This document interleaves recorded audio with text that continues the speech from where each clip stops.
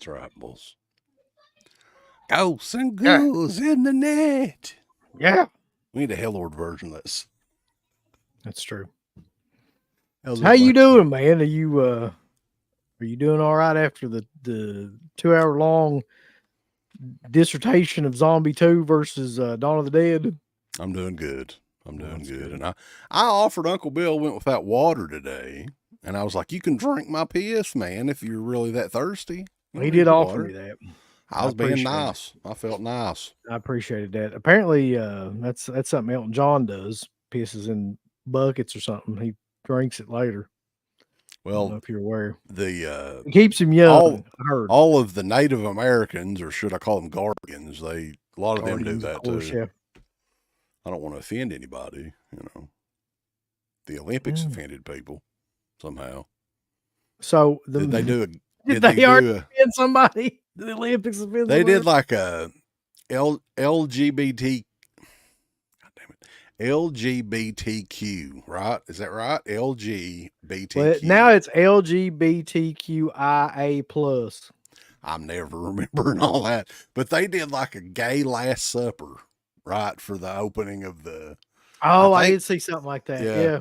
People were getting all up in arms or something, and I don't know. It is what it is. But how's everybody doing tonight? This is another gay Last Supper tonight. We're going to be talking about some slasher movies. We're getting Uncle Bill's going to eat my ass afterwards. No, I'm not going to do that. LGBTQIAC3. Okay. C3PO, what? I don't know. I'm afraid.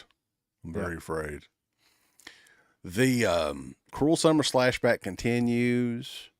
But we do need to say that Uncle Bill's on vacation all of next week. So the next time that we'll have a show will be in 2 weeks, right? And then we'll finish the summer out with, I think there would still be 4 more episodes. I already know what we need to do for the last one, though. I'm going to tell you later on. But whenever we do the last episode, I know what it has to be. Okay.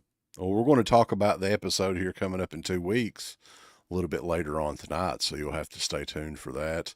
Also, a little bit of housekeeping, Uncle Bill. Housekeeping! Hello?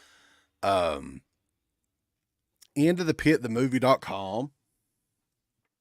We still have signed copies of the Dead Pit documentary, or unsigned. If you don't want us to deface it, just order the unsigned one and we'll send it to you. The very final copies of this is what we have. So nobody else is going to pop up unless it's a Blu-ray or a 4K UHD or maybe a laser disc or an HD DVD. There might be a Betamax version coming out. But the last copies with this cover especially, so if you're a fan of Filthy Phil Roberts, EndOfThePit.themovie.com and DeadPit on Patreon.com. They can become a member on there. And quit it, cat, motherfucker. What do they get on the Patreon page, Uncle Bill? They get every show that's ever been made. They get every song that's ever been made, basically. They get access to everything early. They get pussy. That's right, baby. All the pussy you want on Patreon, if you will. Look here. Right now, you're getting free pussy. Like, I mean. Yeah. So thousands upon thousands of hours of that Horror Talk Radio goodness on Patreon. And there's a baller and shot caller tier available for those that want to book a future show. That's what you can do. We put it in now you're playing with power when you're playing with Patreon. That'd be a good catchphrase. Now you're playing with power, boss. Yeah. Come on. Nobody can do that. Now you're playing with Patreon. Yeah. Now you're playing with Patreon. If anybody out there, though, is not on the Patreon page, they're missing out. DeadPitOnPatreon.com. Check it out and sign up. And you can also be a member here on YouTube if you're just wanting to check out the exclusive podcast that we do each week. That's on YouTube and Patreon. Frank Stallone is in here. It's good to have him in here. He's busy recording some songs for Sylvester Stallone's next movie, which will more than likely be an Expendables sequel. Jackson Jack's picking on Garrett. He's come up with one too. Dead Pit does what Born to Be Rad don't. What the fuck's that mean? That's like Sega does what Nintendo don't. Oh, Remember okay. that? Yeah, I forgot about it. And somebody asked what your favorite Slayer album was, and this is probably a unpopular take on this, but I'm not a big Slayer guy, so I wouldn't be the one to answer that. I love Hell Awaits. I love Rain and Blood. I love South of Heaven, but my favorite is Seasons in the Abyss. That's just my favorite album of theirs. I've got Rain and Blood, and I think I've got, was it their debut EP, Haunting the Chapel or something? Haunting the Chapel, yeah. I've got that. I've got like some of the late 90s stuff, which was fucking bad. Like when, I don't know what they were doing around that time period. They didn't know what they were doing. God Hates Us All or something like that was the name God of it. Hates Us All was a pretty good record. That might be the only good record they came out with around that time period. But like Diabolus and Musica was awful. And maybe some that's of the other one ones that I've got. Just fucking shitty. Yeah. Somebody, Nick, the short answer to this is yes. Like you'll get their pre-orders whenever they really feel like it. Some people have already got them. They've already got those fucking bundles and stuff. I'm like, the Vinegar Syndrome stuff did ship. Yeah. But also too, like people, we are going to do a gigantic Hallomania show. It's the first one we've done in a while. And that'll be at some point in August. And the big 10,000, I was going to say 50,000. We deserve 50,000 subscribers. We really do. Especially considering some of the other people that's got that many who we hate. I agree with you. Anyway, 10,000 There's an easy route for us to get 50,000 subscribers, man. I know how we could do it. I mean, if you want me to show you real quick, I can. Like, it's easily done. How? Hold on. I got this shit in today. It's fucking killer. And then you grab like 50 more of them. Well, you could go to Walmart each week and take a picture in front of Walmart. Yeah. I'm going to Walmart. Pick me up some movies.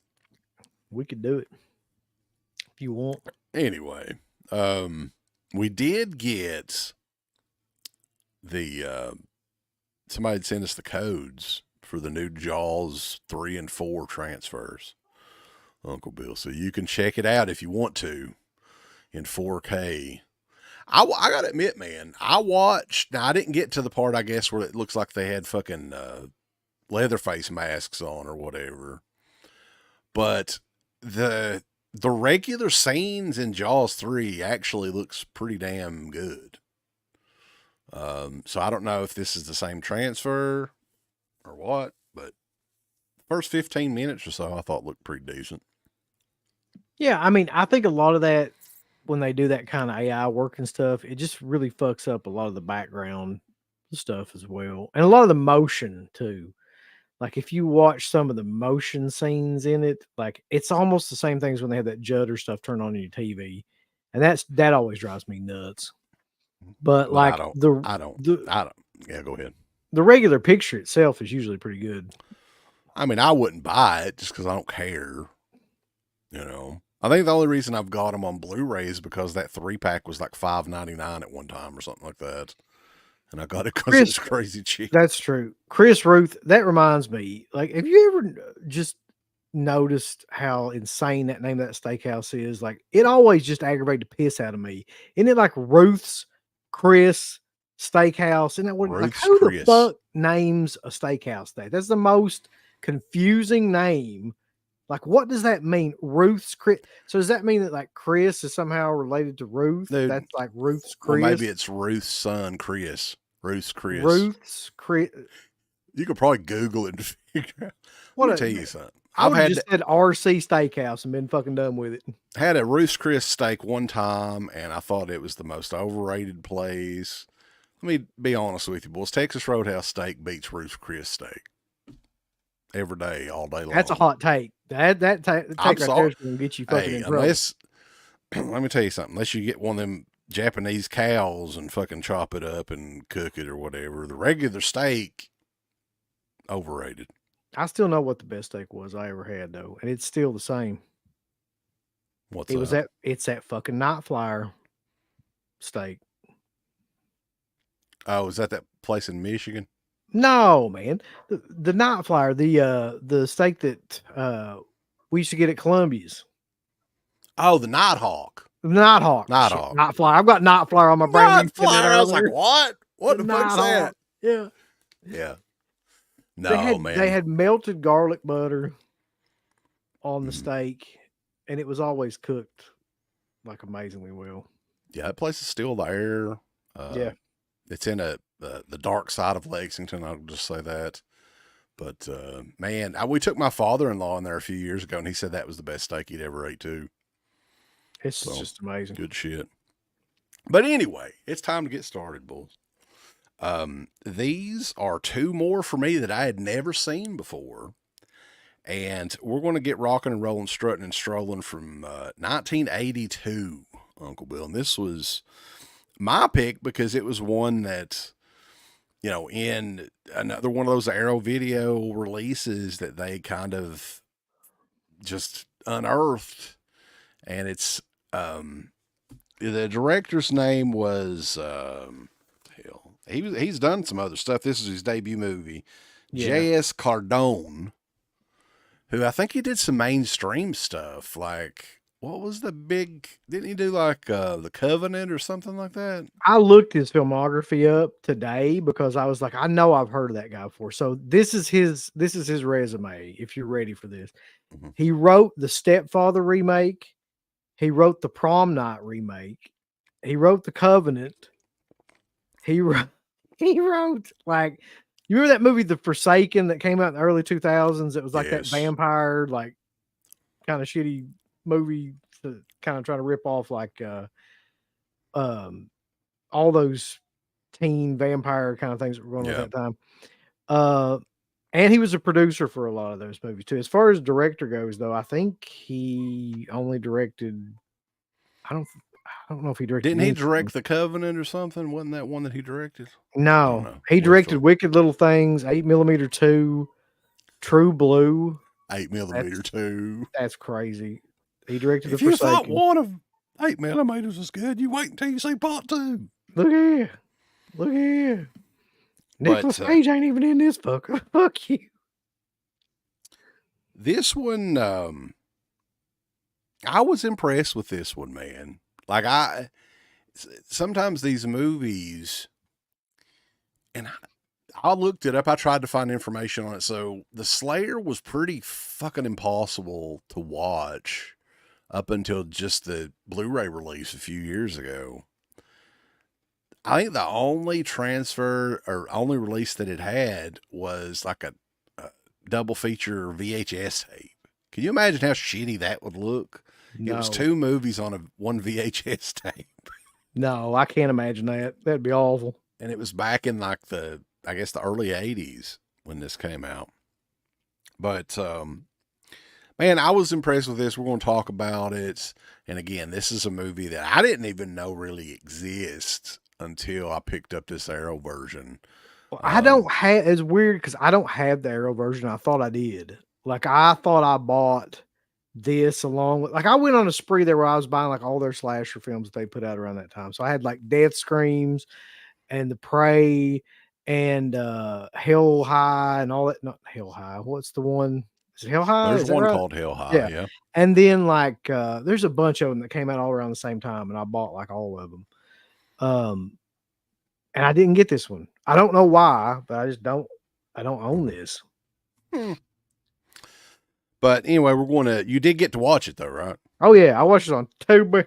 Bang, bang, bang, bang, bang, bang. So anyway, we're going to go ahead and get started with The Slayer from 1982. Follows 2 couples who go on a vacation in this deserted island in Georgia during the wintertime. I think they're going fishing or something like that, ain't they, Uncle Bill?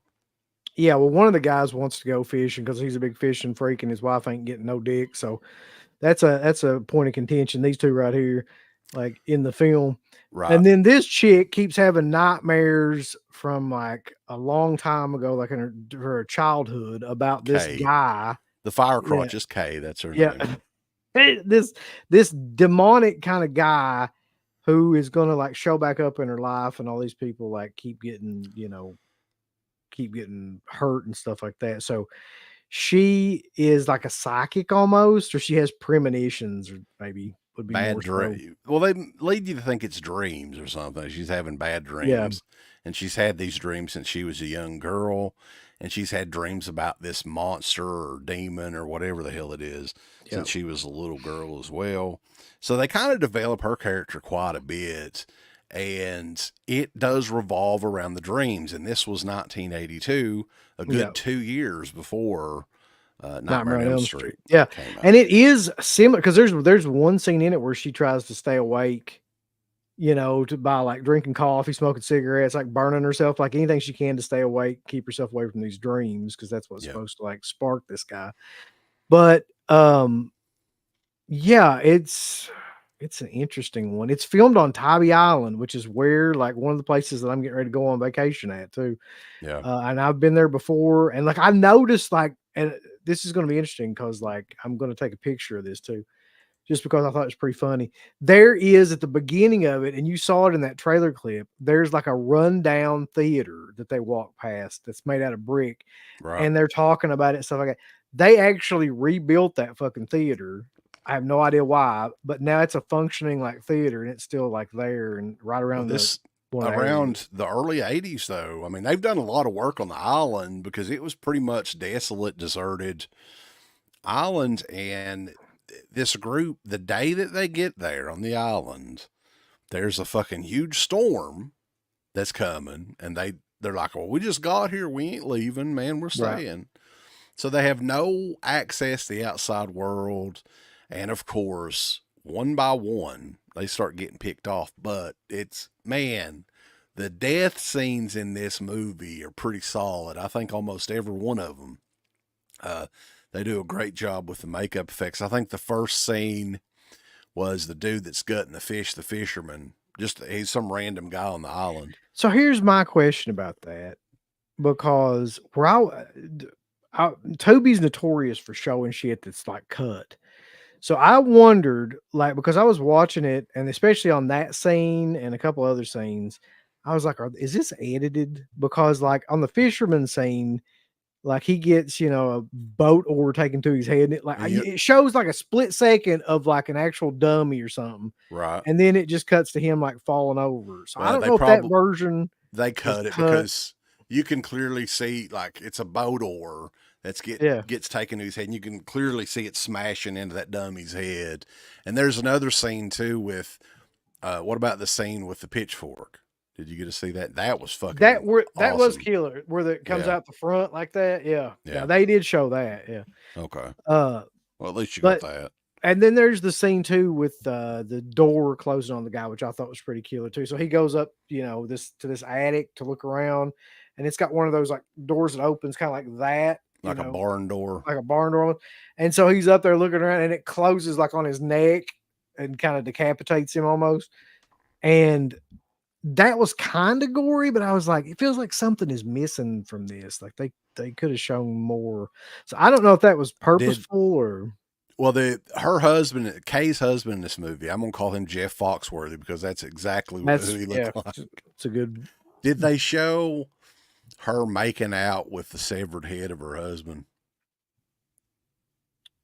No. Oh, I didn't see that at all. You gotta go get the Blu-ray of this. So yeah, I mean, there's great death scenes. Now there's not a ton because it's only what is it like? There's a total of maybe 4 or 5 at most death scenes in this movie, but they're all killer. Like they did a great job with it. And the story of this movie is pretty damn cool too. If you pay close enough attention, it has like a twist ending sort of at the end, and it all really starts to make sense because Kay, after she we don't know. We don't know for certain, but after her her husband, is it her husband? It's her brother and his wife, Right. technically. So they're all kind of family. After they're all taken out, which it's a slasher movie, you know that's how it goes. That only then is when she sees that demon that's on the cover of which is great. That's a great for that time period, man. Yep. Excellent creature effects. But we remember back when the Bodor is taken to the dude. That's a human hand, right? Mm-hmm. So, but it all comes clear at the end of the movie with the twist ending. Does it? I was like, I mean, the ending of that movie was the most confusing part. Like, and I was thinking like it could be interpreted like a couple different ways. Yeah, really. we probably should put spoiler alert on here while we're talking about this, if anybody. But before we get into it, though, I think it's a very well done movie, and I'm shocked, man. I don't know how this avoided release up until this point, but you getting into the movie, though, there's a scene in the movie where the brother talks about his sister's behavior all the way back from when she was a little girl, and that she had a black cat that she froze to death as a kid. Which is such a bizarre thing to talk about, but it is in there, yeah. Yeah. And fast forward to the end of the movie, Kay wakes up as a little girl, right? So it's like she's having a premonition of everything that's getting ready, that's going to happen. So that was the first, when I first watched it and got through that, I was like, that's what that has to mean, right? Like she is like having like a premonition of all the shit that's going to happen. Like if she continues, on this path or whatever. That's but what then I started thinking like, then maybe like, is it just like a flashback to that time in her life? And even more so, like maybe she is having a premonition of her killing all those people and that creature doesn't even exist. Yeah. That she's actually like the killer and that creature's just kind of made up in her mind. Right. Yep. I mean, it's pretty heavy for a slasher movie. It's very well done. Now the acting and stuff probably not the best. It almost seems like a regional movie, which it may have been. I don't know. But it had to be, man. It had to be made regionally, like in Virginia or something, or not Virginia, but Georgia. Yeah. I mean, yeah, there's no way. Well, the whole vibe of the movie is really cool too. It's at the beach, but it's winter time at the beach, which is unusual. And it just has a weird, like the way, the mood of the movie and the way it flows and everything. Like I was very, very impressed with it. Rambo don't like it. So this is where we're going to disagree, because maybe it was the version that I saw too. I don't know. I'm going to have to buy the fucking Blu-ray just to figure out like if this is the right version or not. But the problem I had with it was that like it was so slow. It's got slow parts, yeah. And there was really no story to it other than the fact that she is a psychic or whatever. Or she's having these dreams about this thing, and like these people are on this island and they get killed by whatever.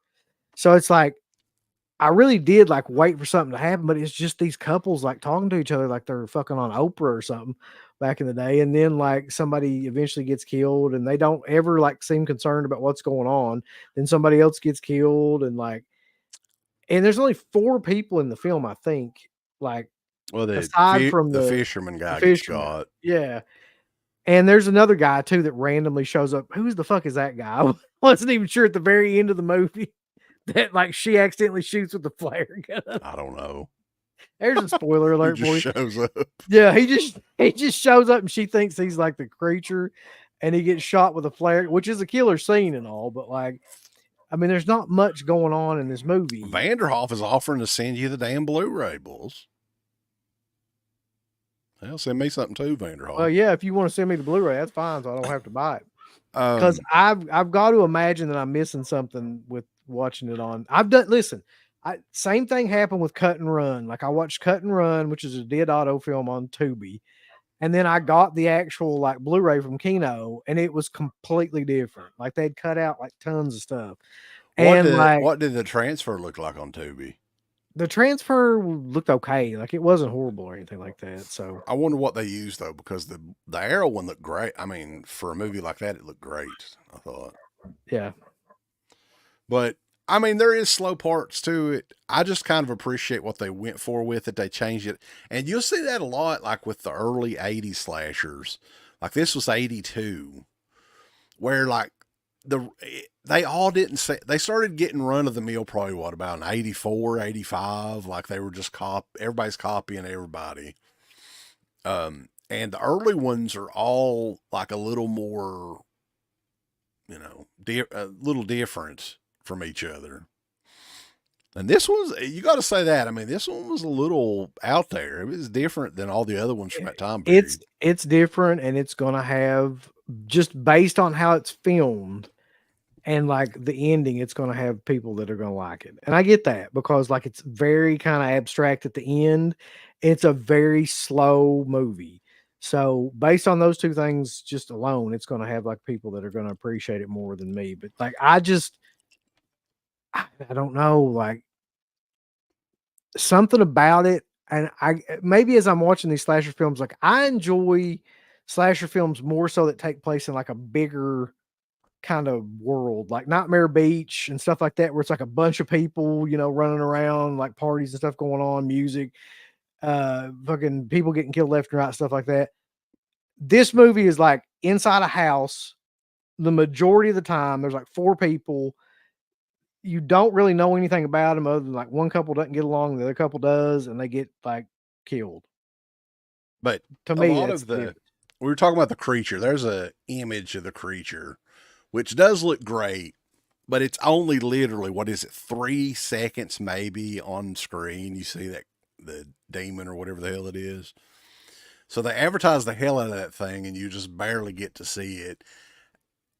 It's not a big budget production at all. You can tell by watching it that it's almost like, I mean, I don't know what the budget was for this, but it almost seems like I was saying, it's a regional sort of deal where friends are kind of getting together, and most of these people I've never heard of and I've never seen again or before in the Slayer. But I enjoyed it. I mean, it's one that I can definitely see myself watching again at some point. Rambo asks how I compare this to Mutilator, since both are a small group at a beach house. Well, that's the thing though. In Mutilator, like you've got a whole like first part of the movie that takes place in like their hometown or whatever, as they're getting ready to leave, and they're all partying and shit. And then they go over to his house, his dad's house, and they're partying over there and stuff before they even make it to the beach house. I mean, in this one, you pretty much automatically start at the beach house, and like that's just kind of where it stays. Yeah. But Plus, I mean, it is similar vibe than Mutilator though. Like once you get there, it has a very similar vibe. Like once they're all in the house and stuff. I think Mutilator, I don't know. It's just more of a straight up slasher film, and a lot kind of goofier than this movie too. This movie's like dead serious and like has like a supernatural kind of ending. The death scenes in this movie are pretty sweet too, and then the scene with the decapitated head and the girl making out with you can tell how they did it, right? It was the guy's actual head, but it was, how they stick him under and but yeah, I mean, I just enjoy the creative death scenes and stuff like that, and the pitchfork scene. They took the boat over to that dude and crushed his head in. Yeah, it was just great shit. Look, Doodle's on here. Doodle'll be older now. Doodle today would probably be about 14 or 15 years old. No, Doodle's trapped in some sort of warp where he's the same age as he was in 2010 or where. I'm Doodle. It's getting harder, Doodle. So yeah, the Slayer though is out. It's not hard to track down. It's on Tubi, but it's edited evidently. Well, somebody said that there was that scene. I may have gone to take a piss or just completely zoned out or something. It's possible. I'm trying to pack everything today too. So, But Uncle Bill is going to take photos, maybe video, of some of the locations. I wonder if that house is still there. That's a good question. I know where one of the places are for sure, though. So I'm going to like definitely do that. I think it's better than American Gothic. American Gothic is kind of like a comedy or something too, isn't it? It's been a while since I've seen that. American Gothic is, yeah, it's much more of a comedy, a dark comedy, but still, yeah. Yeah. So yeah, that is The Slayer. Oh. So So up next, I always wanted you to see this movie from the minute that I saw it, because I knew when you saw it, there's going to be no chance that you would not mark out for this movie just because of how stupid it is. And the fact that it absolutely rips off Halloween like from beginning to end. And that is 1989's 1989's Offerings, not The Offerings. Dude, first time I saw this, I had the same kind of reaction. I was like, how did they make this and not get their asses sewed off? Like, there's parts of the music. I thought it was just going to be similar to the music in Halloween because I'd heard everybody talk about how much it rips Halloween off. And it rips more than just the music off. I mean, we'll talk about it when we get into it, but basically it's the same story. Some of the musical cues are exactly the same. They're exact.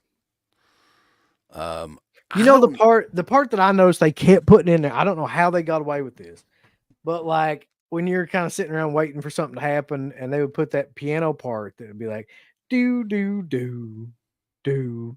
That's in this movie like at least 10 different times, and it sounds identical. Yeah. To the Halloween bird. And this was out, like, I definitely remember seeing this cover in video stores. So it was in, like, a lot of stores. Oh, yeah. How did they not get sued? Yeah, that same cover there. This is the Dark Force one that, like, I think is out of print. Remember him before he dismembers you. It's a killer cover, though. Really doesn't have a whole hell of a lot to do with this film. I mean, it does. Makes you think it's kind of like a Christmas movie or something. Yeah. That's what I was thinking for years. So, before I get into the plot of the movie and all that too, just let everybody know that maybe hasn't seen this movie. It's almost an identical, like, rip off, except for the kill scenes of Halloween. The story is Halloween. The music is almost exactly like There's Halloween. A couple of scenes in this that's from Halloween too. Yeah, and like the killer is a horrible fucking Michael Myers rendition. Like he's like a Alan City Michael Myers or something. He looks like somebody you'd see in a fucking Family Dollar store. Yeah. But there's something about this movie that I don't know exactly what it is. It just has like a goofiness to it that I like. And like when you see it, you kind of understand that. But okay, so to start talking about the movie, John Radley is the child in the film, and his mother's a horrible bitch and treats him awful and won't let him go out and do anything. Piece of trash. And the neighborhood kids bully him up to a point where he actually gets like knocked into a well by accident. And I guess when you get knocked into a well, like you look like the guy from Mask or something after that. Like, cause that's there's a diatribe too that the cop is talking about. He killed his mother and ate her or something, right? Yeah. That's what led. So apparently after this all happens, right? Like he kills his mother and eats her. They find him and I guess they put him in a mental institution, and he's there for 10 years, just like Michael Myers. He never speaks. He never says anything. Right. He gets out for no apparent reason. And there was one girl who was nice to him amongst all these boys that were Gretchen, like, the blonde dickheads. There. Yeah. And he is determined to find her and like offer her, which is where the movie title comes, all these little like gifts, which are basically body parts of other people of her friends that this guy's killed. An ear, a finger, Peter. That'd be killer. All kinds of stuff. Uh, and just like in Halloween, you got the cop running around trying to like catch him. You've got the guy from the hospital, like the Dr. Loomis character, trying to like catch up with him and talk some sense into him. And the makeup effects are just I can't even explain how shitty they are. It just looks like somebody threw some like Play-Doh or clay The or something on the his face. death scenes in this are awful too. Really, I mean they don't. They are awful, but they're great. They're like shitty, but Like the vice grip thing. yeah. Well, the vice grip thing Oh is like God. somebody was talking about this. I was on a message board that I was looking at where they worked on the film, and they said basically it was just that was just a watermelon with fucking nose attached, like a fake nose attached to it, that they just blew up. There's a scene in this too where the girls are having like this party watching horror movies or whatever, right? Yeah, And their pizza has this weird sausage on it. yeah. And lo and behold, of course, it was, somebody's dead, rotting flesh or whatever that he put in. Wouldn't you notice that? Did he bake the fucking sausage or something? He's got his own brick oven pizza place. That He, guy does. he baked it first and then he sprinkled it on there. God.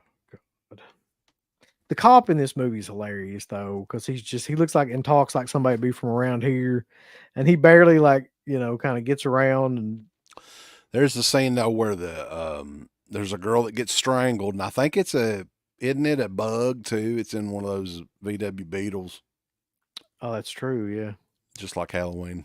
I think it was, or maybe it's just It in my looked mind, like it but kind of, definitely but gets strangled by so by the Johnny. time this movie looks like it's older than 1989 to me, but apparently it's not. By the time this movie's made, then they've already gotten to what, Halloween 5? Yeah, I mean it's quite evident this dude was a massive fucking mark for the first Halloween movie, though. Yeah, Like, it's not just every once in a while you hear that music. It's all throughout the entire movie. You it never is. have a break from it. And I mean, it's not just the music. There's a scene where like the mother's headstone gets Right? demolished, and like the guy shows up that's the doctor or whatever from the place or But whoever there he is, the detective. and I don't know which one he is. it's the grave. It's not the grave. Whatever they call them. What do they call the people that work at the graveyard? I don't No, know. it's not It's a mortician. it's a mortician, yeah, who's doing a hitchhiker impersonation too, I by the swear way. to God, I wrote that down. I was like, what the fuck? So there's this, yeah, during the scene where the headstone gets destroyed, like one of the guys that goes over and talks to this guy who's just kind of like around her grave.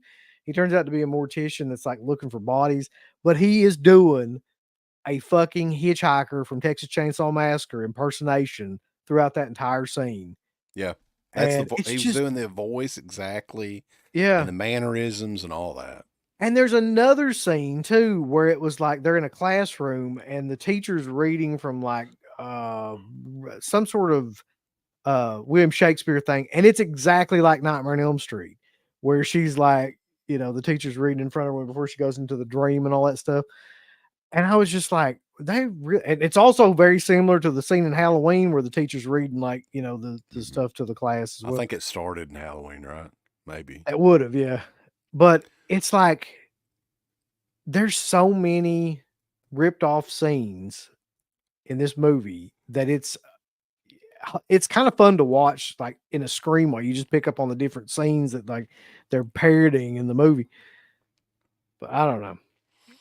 Well, the body parts, they when the sheriff gets the body parts that John's leaving for Gretchen or whatever, they put him in a fucking Ziploc bag, and he has them on his desk, and he's like waving around. Okay, we're gonna get more of these body parts here. But this was a regional slasher movie. I'm pretty sure it was made in Oklahoma, Uncle Bill. Yeah, I mean that makes sense. And there's a really good chance just by looking at this movie, because I'm pretty good with like time frames and shit, that it wasn't made in 1989. It's probably made before that, and they just never released it because, Or it could be one of those deals where they started making it in like 1986 and didn't finish it until 89. yeah. But the version that I've got on here, this version has been color corrected. It's very, I've got it on the TV right now. It's a very good transfer, except for the fact that like when they color corrected, everything kind of looks blue, which makes me wonder, is that intentional? Did he make it look like Halloween and they actually color corrected it? There's a Right? point. Or like, I just watched it on fucking YouTube. There's a YouTube link for it. That's how I watched it because I don't own it or anything. There's a point in it where the director, it's like he flipped a switch and he said, "From here on out, goddamn it, it's a fucking blue light." I'm telling you, yeah, it's exactly what it looks like. Like for the rest of the movie. And then there's the deal at the end where the sheriff kills Johnny, of course, much like Michael Myers. It's almost exactly he the doesn't same. fall off the balcony of the house or anything, but he gets killed by death, right? And right at the end, he holds his arm up and says, "Love." And he's like, ah. I saw that and I was like, Jesus Christ, man. So the poor guy loved Gretchen. He was just trying to show his love. He really was. That was the whole basis of this movie. Is he was just wanting to finger bang Gretchen into his life. He's a huge dude, by the way. Like, I mean, you could just tell that that's like I don't know where the hell they got the guy at or whatever, but he's a massive guy. He's a Oklahoma Sooner football player. Yeah, it could be something like that. But yeah, somebody brought up, is this, which is a bigger ripoff of Halloween, this or Absurd? This is a much bigger ripoff of Halloween. Like Absurd is just, to me, Absurd isn't really even, other than the fact of like having George Eastman isn't like trying to be Halloween at all. But this movie is 100% trying to be Halloween. Yeah. And Absurd is like one of my favorite Italian movies. It's so violent. I mean, this one needs to be seen by everybody. Needs to see this, but at the same time, keep in mind, like, what do you think the budget of this movie was? I can tell you exactly what it was. Hold on. It couldn't have been very much. Well, actually, I can't. They don't even have the budget on here. Dude, but if go ahead. I had vibes of seriously like Tempe Video, like top budget on this. If I had to guess, I would say the budget of this movie was between $100 to $200,000. Yeah, that'd be my guess. So I don't know if we'll ever find out. Like, I don't even know if the Dark Force release was legit. It may have not been, because never have they had a DVD release of this aside from maybe Dark Force did it or something. Let's see, media releases here. Distributed on home video by Unicorn Prism in the United Kingdom in September of 1989. And then is this, it doesn't say if it doesn't say it has a DVD, so I don't know. But I had fun with this. This is, of course, like laugh out loud funny, some of the stuff that's in this. The acting in this is fucking insanely shitty. The lead girl is hot and everything, but goddamn, bulls, she shouldn't be acting in a fucking bra commercial or whatever. So Gizmo says the budget was $105,000, which is exactly like, yeah, where you'd place that. Yeah. I mean, and that's to me, that's being generous. I wouldn't even think that it looked like it was that much to make it. Well, they clearly spent all the money on the special effects for the main character, like his makeup. Right. But yeah, if you want to check it out, Offerings is actually on YouTube. There's a couple of different versions of it. The one that I watched said it was in HD, but it clearly was not in HD. But yeah, you can check it out on the YouTubes. So I would definitely recommend it. I'm amazed that this movie hasn't been re-released by somebody. Like, this movie just screams like it should be re-released by Vinegar Syndrome or Severin, man. Or Arrow. Like, anybody, yeah. Like, there's no films do a version of this in the UK. Maybe, I don't know. But there's no way that like Dark Force still owns this. I mean, this is like When did they put this out? It had to be forever ago. It's probably 5 or 6 years ago at this point. Yeah. That movie Offerings is 1989. Yep. I love it because it's so stupid and it's such a bad movie. It's such a bad rip off of Halloween, but you can tell the people that made it were having fun with it. So there's something to be said about that. Yeah, all kinds of hokey, just stupid shit in it, but hey, it's enjoyable. Also, I didn't mention, but I guess I should mention that we do have the poll going again. Oh You yeah. want to check I'm the curious about this because I have no idea. Yeah, let's see. We'll refresh it and see where we're at. But yeah, next week, Uncle Bill is going to be on vacation. And ooh, this one is very close. But we will not have a show next week. Week after is when we'll resume doing the Cruel Summer Slashback. But we got a close one. Only 70 votes. We got over 100 people in here. So you guys can, maybe we'll give you another 5 minutes or so and see where you're at. The Slayer is winning by 52% to Offerings 48%. Wow. So this is the closest so far of any of these. Yeah, I mean, it could be too that a lot of people haven't even seen either one of these movies. These are very obscure movies, and until recently, The Slayer was impossible to find. Offerings is still impossible to find on anything. Oh, we're getting more obscurables as these shows go along. We're really gonna get obscure soon, yeah. So yeah, it looks like the Slayer's probably going to win, but I mean, a very close poll there. So you want to go through the chat real quick before we get out of here, and then we'll talk about maybe what the show is in 2 weeks. Yeah. So back to the question about 88 Films. Darren says, yeah, they released this on the 88 Films Red case, which I'd kind of like to have that, honestly. Did the 88 Films edition have any extras or anything on it? Or please tell me it had like a fucking a commentary or a document, anything that would explain this movie, because this version has nothing. It has an original trailer and coming attractions. It has no special features. Rambo's saying that Kino, it comes up under Kino now, so maybe they own it.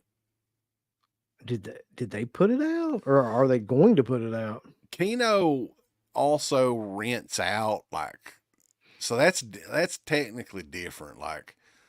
So you can book a movie, and if you run like a one of those grindhouse theaters or drive-ins or whatever, you can rent movies from Kino. So it might be that. I don't know. You want to pull that site up and look while we're on here? Yeah, might as well. Hold on. See what it says, because I think they may have distribution rights for theatrical, but that doesn't necessarily mean that they have it for Blu-ray or anything. It does have an Hysteria Continues commentary. Well, I'll be the 88 Films version.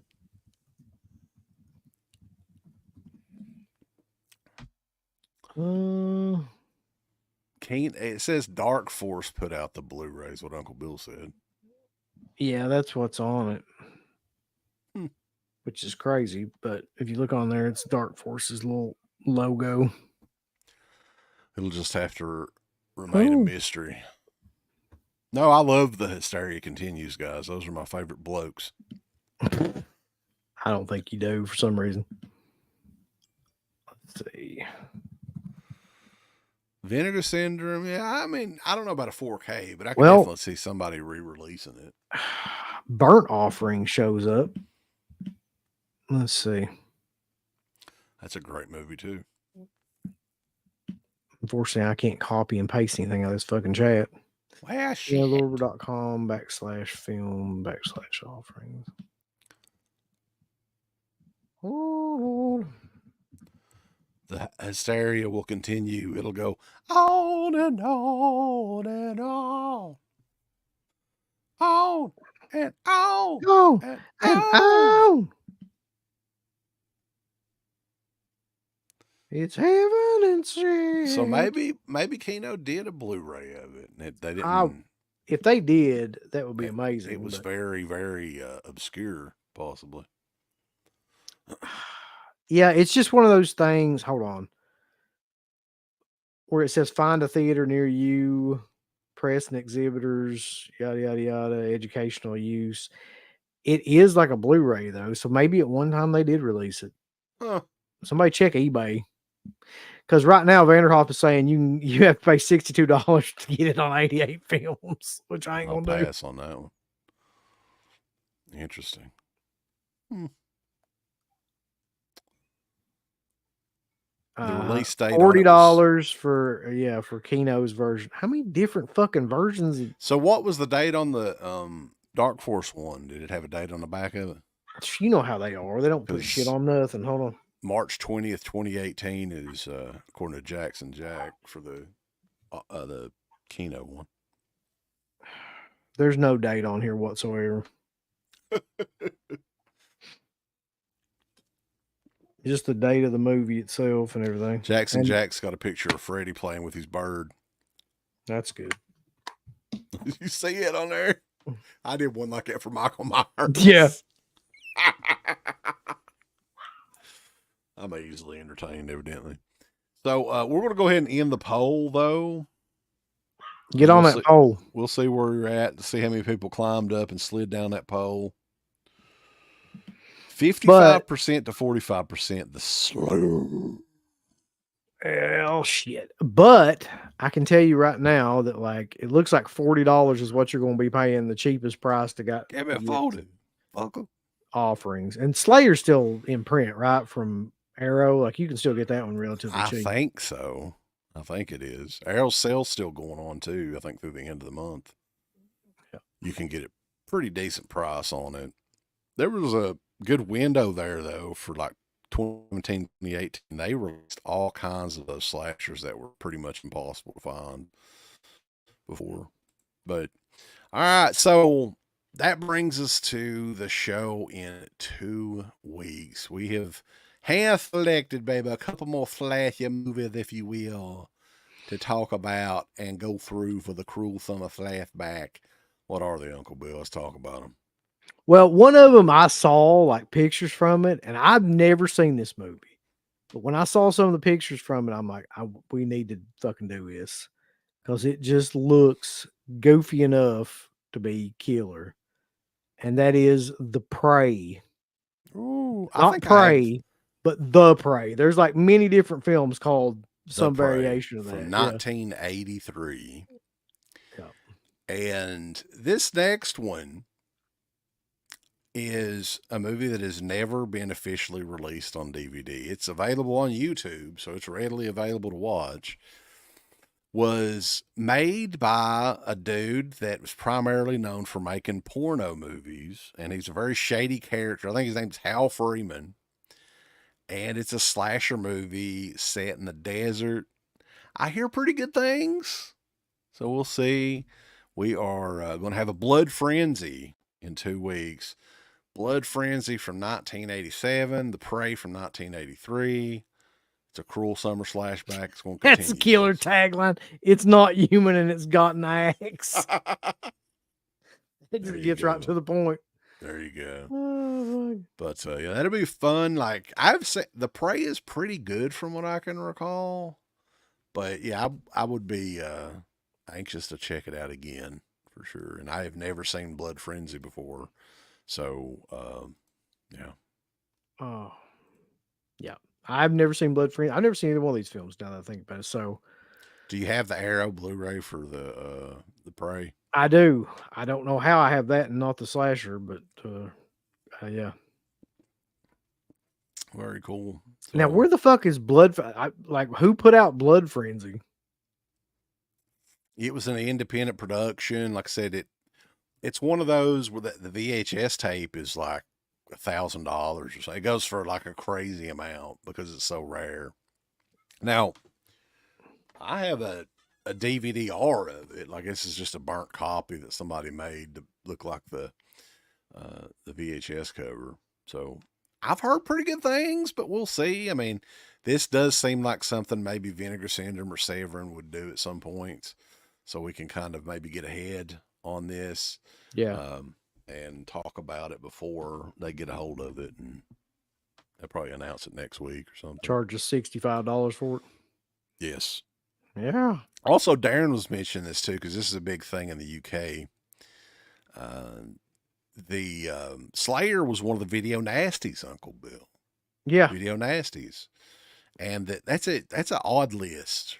So over this past week, I'd put together a collection of reviews that we've done on the Video Nasties, and it's a playlist on the YouTube page. So I thought that was a pretty Oh. cool idea. And I don't really know a whole lot about that because that was never a thing here. But I always like hearing about it. And if people are down with that, I find it bizarre that movie was on the Video Nasties, though, because it's not really that fucking violent. There's a couple of scenes but like Don't Go in the Woods was on there.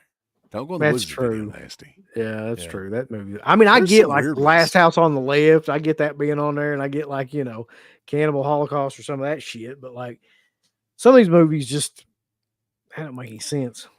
Yeah, there's some weird ones on there for sure. I mean, I don't understand it either.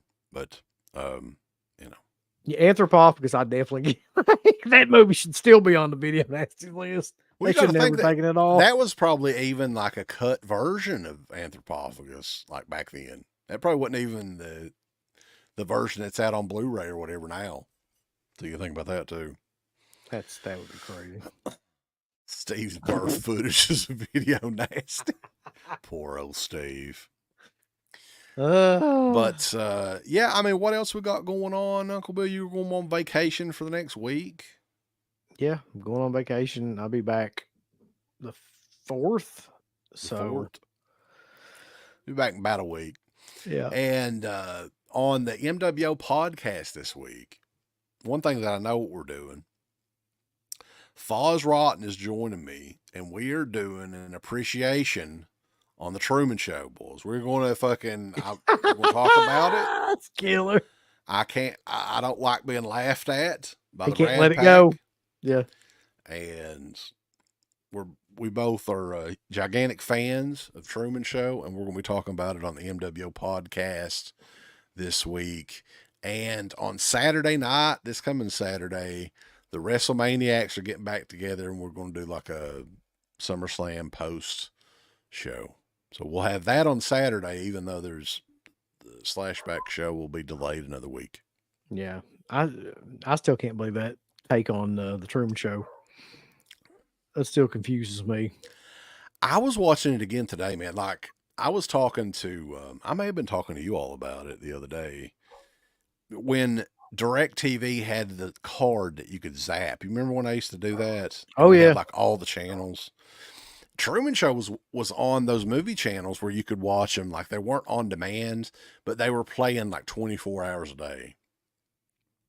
Like The Waterboy was on there. I remember watching that one. I remember watching like I think it was Scream 3, Joe Dirt, and Truman Show was one of them. So I've seen that movie plenty of times, but it'd been a while since I watched it. So we're going to talk about that on Tuesday. It'll be fun. Someone asked if Absurd was recommended, and I would definitely say yes to that. Like, have you seen Absurd? Who brought Absurd out here? I don't think so. 88 Films recently brought it out again, but it was out before that. Did Anchor Bay bring it out? Maybe I'm thinking of that back in the day. I think I'm thinking of another movie. I'm thinking of one with Zelda Rubinstein. What was that one called? That was Anguish.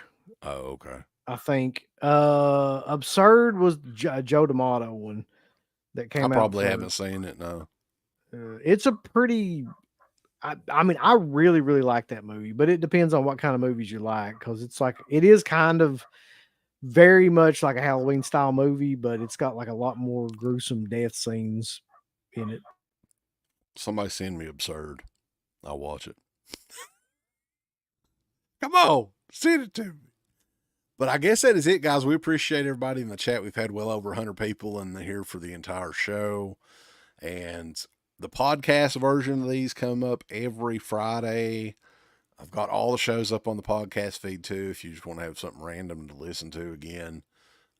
And we will catch you guys in 2 weeks talking about Zapre and blood frenzy only on DeadPit.com. Give us the thumbs up, Up your butt. like, subscribe, and if you subscribe, here's something else you can do. Once you subscribe, you can click the bell notification, right? And it'll notify you anytime that Dead Pit. I know. Or don't. I really don't give a fuck. If you do or I don't. want you to. I want you to. I don't care. Let's keep our community growing here on YouTube. I don't like it. I don't want you to touch nothing. Listen, they need to do that. No, don't you dare touch it. Thumbs up. Subscribe. Click that bell. There's all kinds of wonderful shirts over at shop.deadpit.com. Simply the best horror shirts. On TeePublic, there are others, but they all suck. You can get some Dead Pit Radio shirts. You can get Last South on the Left. The Hills Have Eyes. Texas Chainsaw. Oh, wait, you can't say Texas Chainsaw. All kinds of shirts, folks. You're gonna love them. Shop.deadpit.com. Thank you to all of our supporters on Patreon. Dead Pit on Patreon.com is the only place to check out a complete archive of the old Dead Pit radio shows all the way back from 2005 on, in addition to the midweek shows, fan commentaries, exclusive podcasts, and much more.